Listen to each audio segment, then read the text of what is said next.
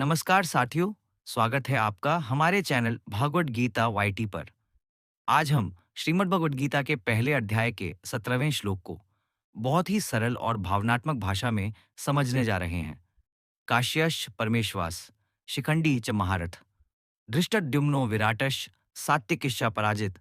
इस श्लोक में जिन योद्धाओं का वर्णन किया गया है, वे सभी पांडवों की ओर से युद्ध भूमि में डटकर खड़े हैं। लेकिन इन नामों के पीछे छुपी कहानियां, भावनाएं और संघर्ष भी उतने ही महत्वपूर्ण हैं जितना कि इनका युद्ध कौशल। कुरुक्षेत्र के मैदान में जब दोनों सेनाएं आमने सामने खड़ी थीं, तब श्री कृष्ण ने अर्जुन के रथ को बीचों बीच खड़ा कर दिया। वहां से अर्जुन ने देखा कि कौन कौन से योद्धा युद्ध भूमि में उपस्थित हैं। इस श्लोक में सबसे पहले नाम आता है काश्य का। यह काशी देश का राजा था, जिसे अपने धनुष पर गर्व था। परमेश्वास शब्द बताता है कि वो धनुर्विद्या में अत्यंत निपुण था। उसकी उपस्थिति इस युद्ध को और गंभीर बना रही थी। काश्य एक ऐसा योद्धा था जो अपनी वीरता और युद्ध कौशल के लिए दूर दूर तक प्रसिद्ध था। उसकी उपस्थिति पांडवों की सेना को मजबूती दे रही थी और यह संकेत दे रही थी कि यह युद्ध केवल भावनाओं का नहीं, बल्कि सामर्थ्य का भी है।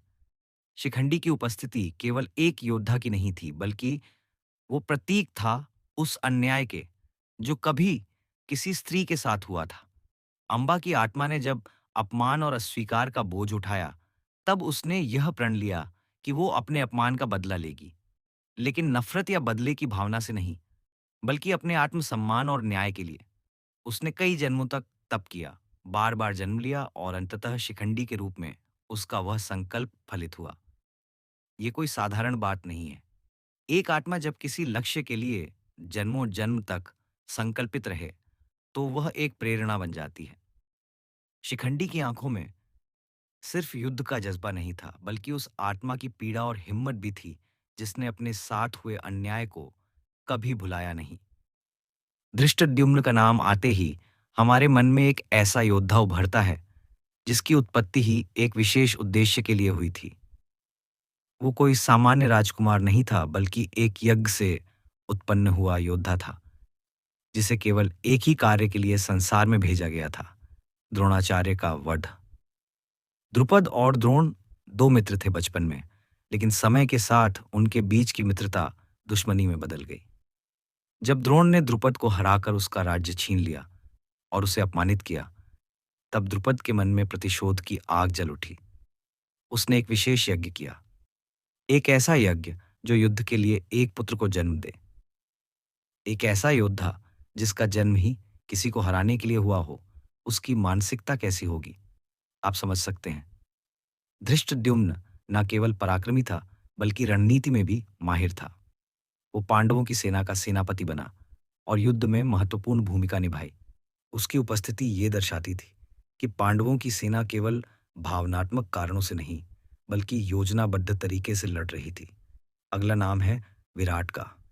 ये वही राजा विराट है जिनके यहाँ पांडवों ने अपने अज्ञातवास का अंतिम वर्ष बिताया था। पांडवों ने विराट के यहाँ छिपकर सेवा की और उनकी सहायता की। जब कौरवों ने विराट की गायें चुराई थीं, तब अर्जुन ने बृहन्नला रूप में रहकर भी वीरता दिखाई थी और सबको हराया था। विराट को जब सच्चाई पता चली, तो उसने अपनी पुत्री उत्तरा का विवाह अभिमन्यु से कर दिया। विराट की उपस्थिति इस युद्ध में पांडवों के लिए एक भावनात्मक जुड़ाव भी था। वो केवल सहयोगी राजा नहीं, बल्कि एक ऐसा मित्र था जिसने कठिन समय में पांडवों को सहारा दिया। अब बात करते हैं सात्यकी की।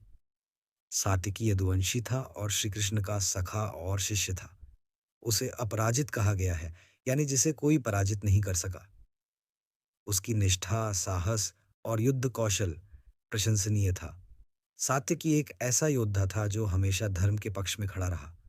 उसकी लड़ाई केवल अस्त्र शस्त्र से नहीं थी, बल्कि अपने भीतर के संकल्प और सच्चाई के लिए थी। इस श्लोक के माध्यम से हमें ये दिखाया गया है कि पांडवों की सेना में केवल बलशाली योद्धा ही नहीं, बल्कि भावनाओं से जुड़े और ध्येय को लेकर संकल्पबद्ध योद्धा भी शामिल थे। ये श्लोक ये भी दिखाता है कि जीवन में जब हम किसी उद्देश्य के लिए खड़े होते हैं, तो केवल हमारे शारीरिक सामर्थ्य की नहीं, बल्कि हमारी नीयत, हमारा अतीत और हमारी भावनाओं की भी परीक्षा होती है। काश्य, शिखंडी, धृष्टद्युम्न, विराट और सात्यकी ये सभी अलग-अलग पृष्ठभूमि से आए थे, लेकिन सबका एक ही लक्ष्य था, धर्म की रक्षा और अधर्म का नाश।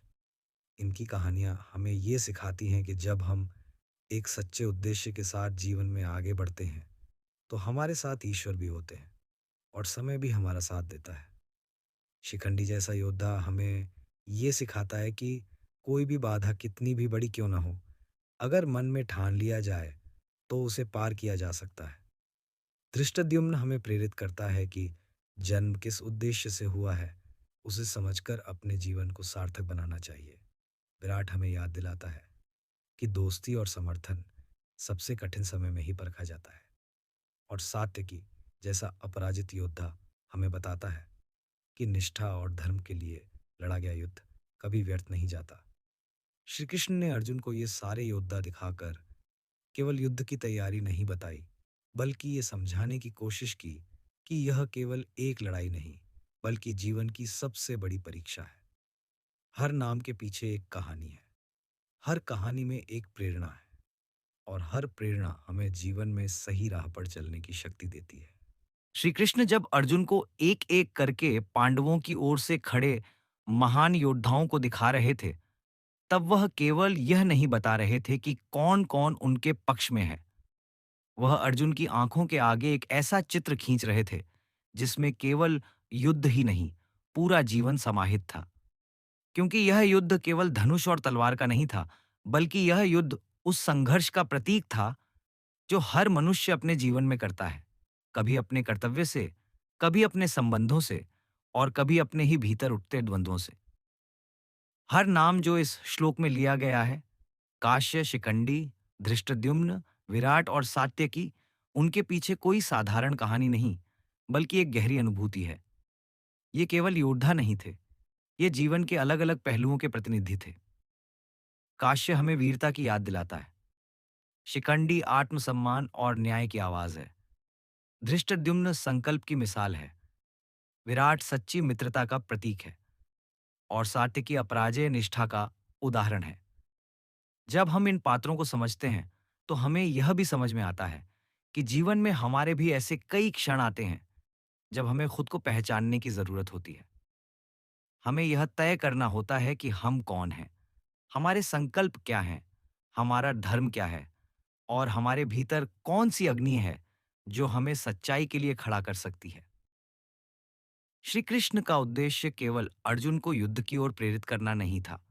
उनका उद्देश्य अर्जुन को यह समझाना था कि जीवन में हर निर्णय एक युद्ध है। कभी हमें अपने डर से लड़ना होता है, कभी अपने मोह से, कभी अपनों के खिलाफ जाकर भी सही रास्ते पर चलने का साहस करना होता है।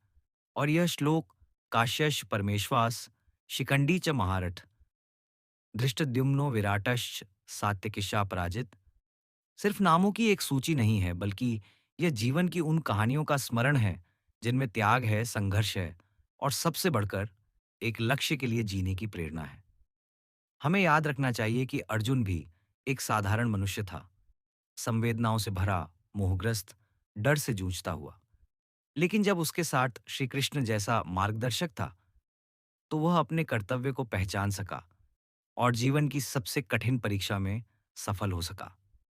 आपके जीवन में भी ऐसे क्षण आएंगे जब आप भ्रम में होंगे, जब आपका मन कहेगा कि यह लड़ाई छोड़ दो या यह मार्ग कठिन है। लेकिन तभी इन श्लोकों को, इन चरित्रों को याद करना कि अगर एक शिखंडी न्याय के लिए जन्मों तक तप कर सकता है, अगर एक धृष्टद्युम्न अपने जन्म का उद्देश्य कभी नहीं भूल सकता, अगर सात्य के धर्म के लिए कभी नहीं झुक सकता, तो आप भी अपने जीवन के हर युद्ध में विजयी हो सकते हैं। यही गीता का संदेश है, यही गीता की आत्मा है और इसी आत्मा को हम हर दिन आपके साथ बांटते हैं, इसी विश्वास के साथ कि यह ज्ञान केवल पुस्तकों तक सीमित न रहे, बल्कि आपके जीवन का मार्गदर्शन बने। इसलिए यदि यह व्याख्या आपके मन को छू गई हो, तो कृपया इस वीडियो को लाइक करें, अपने मित्रों और परिवारजनों के साथ साझा करें ताकि यह ज्ञान हर घर तक पहुंचे। और हमारे चैनल भगवत गीता यूट्यूब को सब्सक्राइब करना न भूलें। हम फिर मिलेंगे अगले श्लोक की गहराई और भावनाओं को सरल भाषा में समझने के लिए। तब तक अपने जीवन के हर निर्णय को धर्म, सच्चाई और साहस के साथ लें। जय श्री कृष्ण।